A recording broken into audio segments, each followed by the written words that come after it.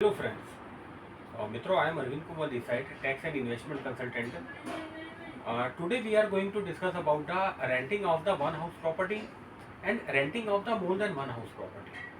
Similarly, self-occupied of the one house property and self-occupied of more than one house property. आज जो हम topic discuss करने जा रहे हैं, we are going to discuss about taxation of the income from house property.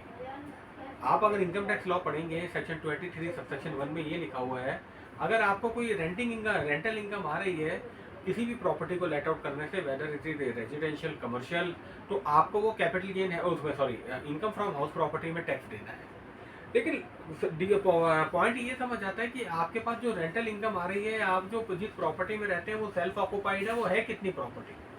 अगर क्योंकि farm अलग अलग भरे जाते हैं, लोग कहते हैं सर हमारे पास 4 प्रॉपर्टी से रेंटल इनकम आ रही है, क्या हम ITR 1 फाइल कर सकते हैं? ये पॉसिबल नहीं है। या हमारे पास एक मकान 4 मकान है, चारों सेल्फ ऑक्यूपाइड है, एक में बेटा रहता है, एक में मदर रहती है, क्या हम ITR 1 फाइल कर सकते हैं? ये भी पॉसिबल नहीं है।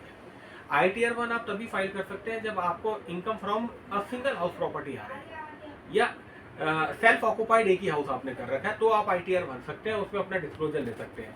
लेकिन अगर आपके पास एक से ज़्यादा हाउस प्रॉपर्टी से रेंटल इनकम आ रही है या एक से ज़्यादा आपने मोर देन 1 सेल्फ ऑक्यूपाइड आपने क्लेम कर रखे हैं सेक्शन 23 सबसेक्शन 2 में, तो आपको ITR 2 भरना है।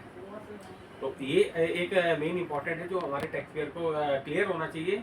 अगर एक हाउस प्रॉपर्टी लेट आउट है, ये एक हाउस प्रॉपर्टी सेल्फ ऑक्यूपाइड है, then every tax payer should file ITR 1। और अगर more than 1 house property let out है या more than 1 house property self occupied है, तो हमें ITR 2 भरना है, 1 नहीं भरना। That's all. Thank you.